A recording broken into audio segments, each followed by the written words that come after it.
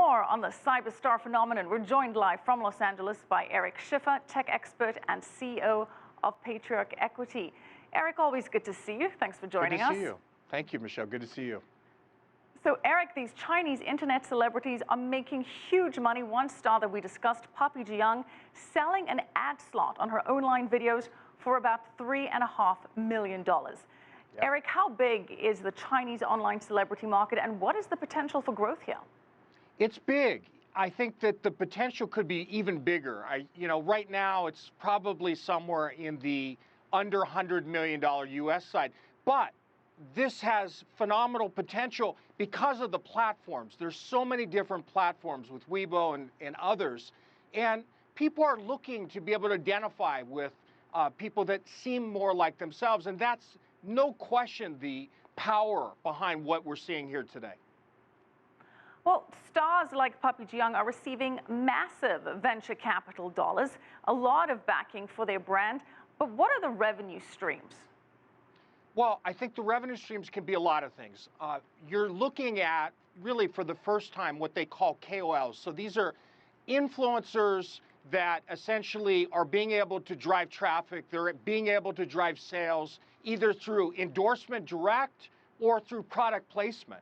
And it works, it really does. It causes people to want to buy because they want to be just like these stars. And so I think that you're going to see a lot more of this. Look, we see it today in the United States. If you consider Kim Kardashian, for instance, she's making a phenomenal amount of money through endorsements. Now, she's not a traditional YouTuber, but when we look at YouTubers, they're certainly doing these same kind of things. I think with China, the powerful thing is you have such scale. So it could be far bigger than what we're seeing in the US. It's just in its infancy today. Well, Eric, it seems like the main revenue stream is advertising. And one cyberstar has a valuation of a brand for about $15 million. That's at Papi Jiang. But can ad revenue from backing these online stars really yield such high payoffs? I mean, is this a good return on investment for a VC? Yes, it can. It can also yield many different streams, like I talked about. So sponsoring, for instance, you can look at product placement. I think you're going to see a lot of different ways where they can make money, not just the traditional advertising, and that's where it is. And people are looking to be entertained. They're looking for someone they can trust, and they're looking for what does this person tell them to do that's going to make their life better. So I think that the fans are interested on the lifestyle side. They want to buy what these stars have, and that drives sales. Well, Eric, you mentioned wanting someone that they can trust, someone that they can relate to. But the minute that these stars now have sponsored products and endorsements, doesn't that take away from their credibility? It can. And so it's really important that they handle it right. They've got to be able to do things that are intrinsic, that are authentic to them. If you're not doing it in an authentic way, you could blow out a whole host of fans. But I think that for right now, when we look at the stars that are doing it in China and certainly the US, they get that. I think they understand. There will be some that go too far and fans will lose interest. But I think overall, because of the way they started, they should keep true to themselves. So, Eric, how is a cyberstar born? What is the idea? You post stuff online, gather enough likes, enough viewers, and then approach marketing companies, advertisers, asking them to pay for ad space?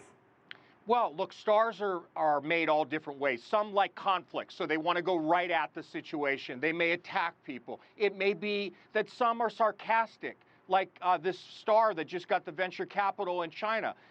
Funny, they're interesting. All different types of things that will appeal to unique demographics. It's no different than how stars were in the past. What's interesting in this case is they're relevant to how people live their lives. They're doing things a bit outrageous. They're doing things a bit different, fun, funny, like cartoons almost, but done in a way that people can say, hey, I could do that, or hey, I get that, or hey, they're talking to my life. That's what makes a difference, and that's what builds up a following.